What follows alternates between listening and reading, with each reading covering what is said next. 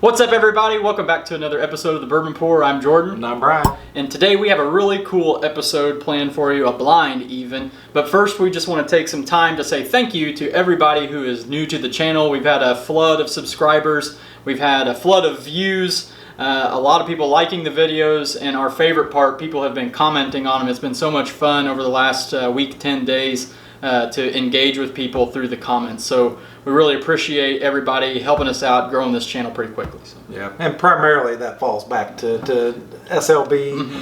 Mm-hmm. That shout out that they gave us for the challenge. That's kind of put us on the map.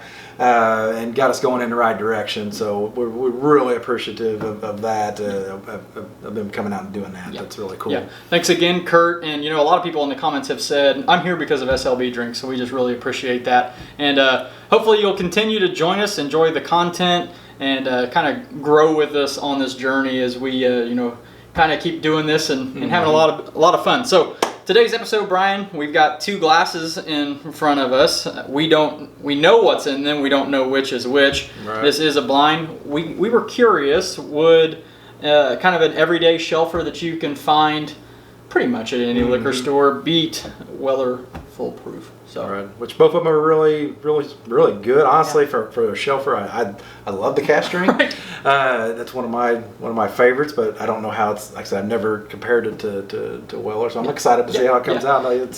See what we get into. Yeah. And my idea with this was both are higher proof wheated bourbons. So this Maker's Mark cask strength is 109.6. So this is batch 23-02. So I don't really know much about their codes or anything like that. I'm sure that means it's from 2023, but anyway. And then Weller Foolproof, of course, is 114 proof. So let's get started with it, Brian. To our right is A, glass A. So yeah, don't mess that up. Yeah, let's nose glass A real quick. Really sweet. Mm-hmm. Bit of oak with it too. There's some oak to it. Yeah. Little. Don't get the nose too far down in there. It'll kind of burn, right? It's hot, yeah. But it doesn't smell overproofy. Sometimes right. with Weller Foolproof, sometimes I get a really harsh, big, it comes at you. Punch. And then I'm going to go ahead and nose B before I take a sip. Erica poured these for us, so they are truly blind. Ooh, that's a lot richer. Yes.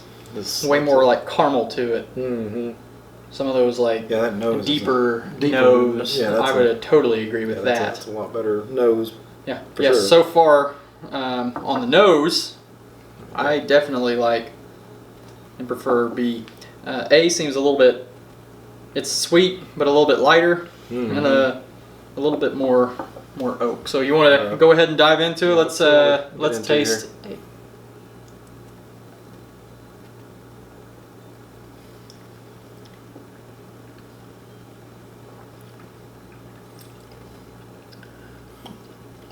Yeah, I get the heat. Yeah, definitely the heat. This is my first sip of the day. Yeah, me too. And it is pretty. It's pretty viscous if you look on the glass there. Anything in particular you're picking up on the palate there? Kind of getting on the back end of the palate. I'm getting kind of a tannic oak. I'm getting an oak, but it's not a.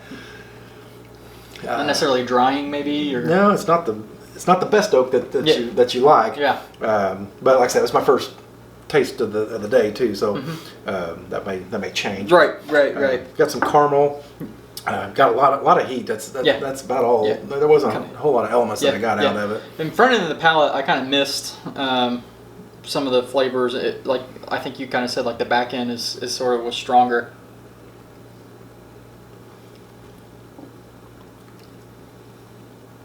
Second sip, I get some vanilla.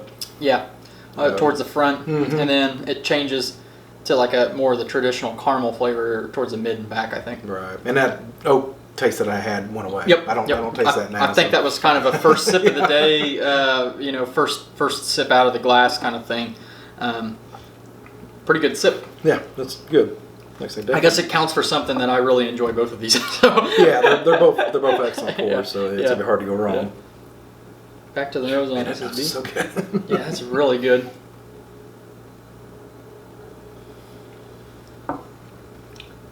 That's way softer. It's coating. Yeah, coats, but it's way softer, a little more oily. Yeah. And the nose, the second, when I nosed it before we took a sip there, I got a little bit more of a butterscotch kind of thing rather than the caramel. The caramel, it was deep caramel the first time on the nose, but the second one was a little more butterscotch. But it was very oily. It was really good. Yeah, like I said, that glass, I don't know if that's the one I showed, but it's just like the legs on that are just really standing out there. But I thought I actually showed the first glass, so they're both doing it, but that one even more so. Yeah. So I'm trying to think what other elements I'm getting on. I think I get an almond. Is that on B? On B. Okay. Some type of... Yeah. It's not a strong nut, but it's something... Sometimes with almond, I also kind of cross over into like the cherry world, and I'm not really picking up cherry, so I don't know if I smell almond or not. But there's something to that effect. The taste is definitely butterscotch. The vanilla butterscotch. It's super smooth. Like oily. Oily. That vanilla butterscotch is a great way to put it. Man.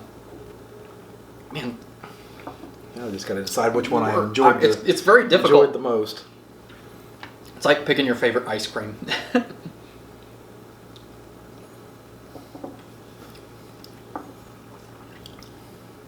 How does the finish stack up between the two for you right now? I think B has a better finish. Okay. I think that B, I would tend to agree with that, but I think the finish is a little bit longer with A. Like I just accept it's still hanging around. So it starts in the front of the palate and it just kind of slowly goes back. It's still lingering around. I don't get much different elements out of the taste. It's not really expanding beyond just the basic couple that I've picked up so far. Yeah, I feel like B on the nose and the palate and bit on the finish is a little bit more complex. And that deep caramel though on the nose is kind of just kind of come out and punch me in the face.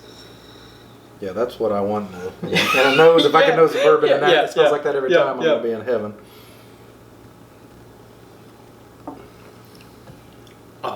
And now the vanilla butterscotch kind of thing going. Man, that's good. You know what I just realized is that Erica, I don't know if she left us a note or something around here. We might have I don't really know what it is. So let's go with. I think I might have a guess just based on what we've said. What you're going to pick, but if you had to pick a favorite tonight, like this is tonight, we could do this again tomorrow and pick something different. Something different. What one are you going to pick? I'm leaning towards B. Yeah. I think it's a little bit more complex. I think there's a little bit more flavor to it. The nose is by far better. Yeah. If I had to guess what I think it is, I would guess that it's Maker's Mark. I would agree on all of that. I like B better, and I do believe that it is Maker's Mark. Because a lot of times with Maker's Mark, especially when the proof's kicked up, that caramel really shines through and on both the nose and the palate. Although I know we talked about vanilla and butterscotch, but it kind of leans towards a caramely kind of flavor as well. And I'm surprised how oily that one is. I don't ever really remember that out of that, but I don't remember it with Weller Full Proof either. All right, we are back. we got the slip from Erica. And we have made our selection, which was B. Which was B, yeah. And we have made a guess that it's Maker's Mark. So with that, we were right. Hey. So B is Maker's Mark, and let me tell you, this shelfer that you can find pretty much every day at every liquor store for around $43 probably. $40 beat out probably the king of weeded bourbon, Weller Full Proof, one that you'll never find. And if you see it on a shelf, there's a reason why it's still there. It's probably marked up. So how about that? Maker's Mark beating out Weller Full Proof. Did you go into this thinking that it would, or? I did actually, because I think the punch that you get on Weller Full Proof sometimes just is too much. Okay. And I like it toned down just a little. I love the punch that you. Don't get me wrong. Yes. I love that aspect of it. But sometimes I think that one goes just a little too far. So I was kind of. I think that just this is a little bit more toned down and a little bit more traditional elements that you get. This one you don't get a whole lot of taste out of. This one you got a lot more flavor. Yeah, maybe a little bit more. Maybe the word for it's a little more refined. And truthfully, I've always been a really big fan of Maker's Mark. That's always been something I really love, the 101. So, wow, that's pretty cool. Yeah. So there you have it. A shelfer beating a highly allocated, highly sought after, normally very much overpriced. Like we said, that's about $43. I think MSRP on that one is probably around 60 or 70, but you're going to find it on the secondary for, if you even can find it, for way much more than that. Real quickly, with all of the minor success over the last week or so, I decided to give you a little bit of a gift because now we're kind of, I don't feel like we're professionals, but I had to get you this gift while I was on vacation. So this says it's a sticker and it says semi-pro bourbon taster. There you go. Thank you. And since you knew that this one was or you guessed that this one was Maker's Mark. I might get upgraded to a pro here pretty soon. Yeah, maybe a pro. All right, well, that's it for this episode. Hopefully you found it interesting. Please don't forget, if you have not subscribed, please subscribe, hit the notification bell, like the video, and most importantly, the thing that we really love is leave us a comment because that has been a lot of fun just talking with everybody. And actually, I meant to say something earlier. I'm just back from a business trip. I got to stop at Buc-ee's on the way home, so I got me a new shirt today. So I'm pretty excited about my new Buc-ee's T-shirt. So if you've been to Buc-ee's, tell us about your experience. It's an interesting place. Did you get beaver nuggets? I did not, but I got a barbecue sandwich. We stopped twice, actually, on the way down, on the way back. Barbecue, and then it was breakfast time, so I had breakfast. So they're good, and I picked up a T-shirt. Hard to beat Buc-ee's. All right, we're going to end the episode the same way that we always do, and that is when you're with your family and your friends, always share your whiskey.